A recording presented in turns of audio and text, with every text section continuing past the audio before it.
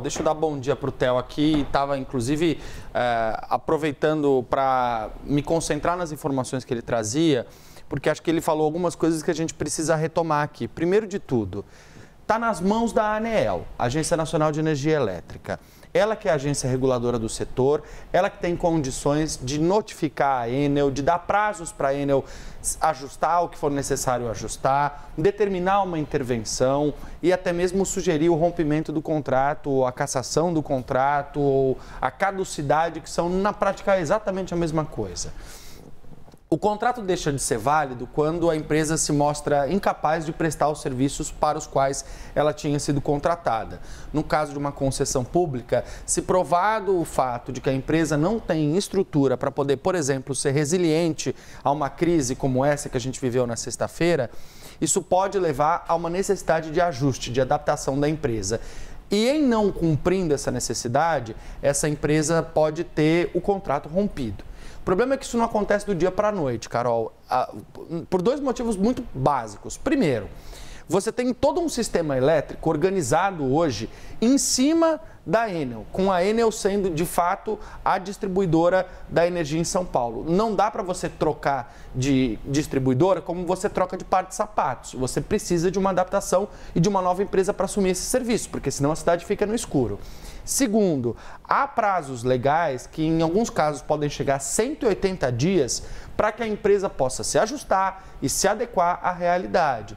O fato é, a ANEEL poderia ter disparado esse gatilho em novembro do ano passado, o que poderia ter gerado essa adaptação para que a Enel pudesse se mostrar mais eficiente desta vez ou até perder o contrato.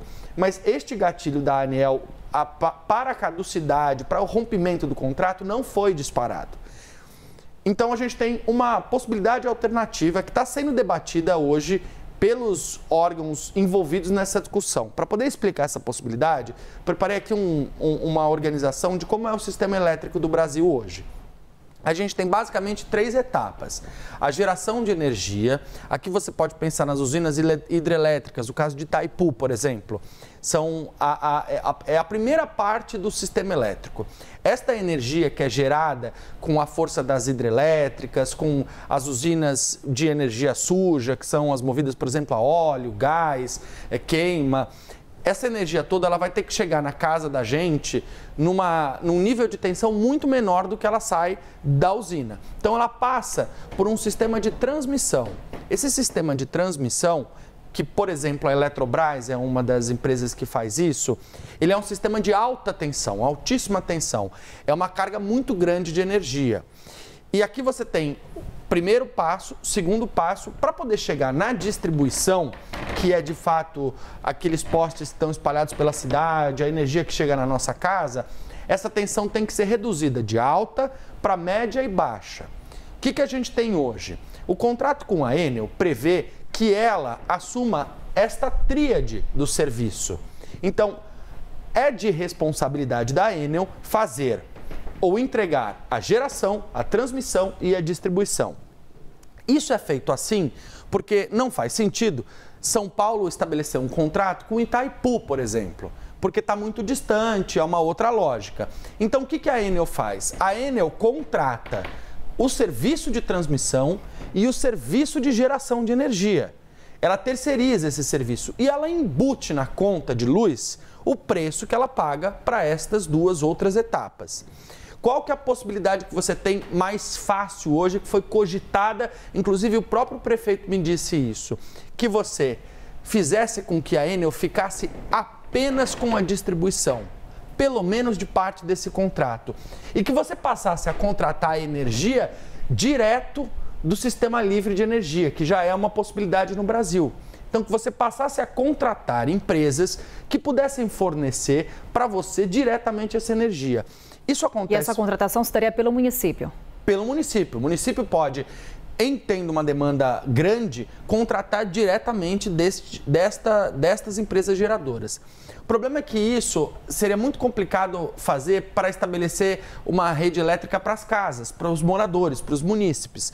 Mas o governo poderia fazer isso, o governo municipal poderia fazer isso para alimentar, por exemplo, hospitais, escolas, o prédio da prefeitura, grandes consumidores de energia. que tem uma capacidade maior de poder sustentar economicamente essa contratação direta no sistema livre de energia. Com isso, o que você faria? Você esvaziaria a Enel desses dois primeiros pilares e você concentraria ela no processo de distribuição. Conversando com pessoas que trabalham na área jurídica do município, esta é uma possibilidade que já vinha sendo discutida antes do apagão de novembro do ano passado, mas efetivamente não foi concretizada, porque é algo que precisa de um teste, é algo que precisa de uma iniciativa e essa iniciativa não foi tomada. Qual que é o nosso problema hoje? Por bem ou por mal, nós estamos, de alguma forma, reféns do sistema da Enel. Porque a Enel hoje, ela tem um monopólio da distribuição. Ela monopoliza a distribuição em praticamente toda a região metropolitana de São Paulo.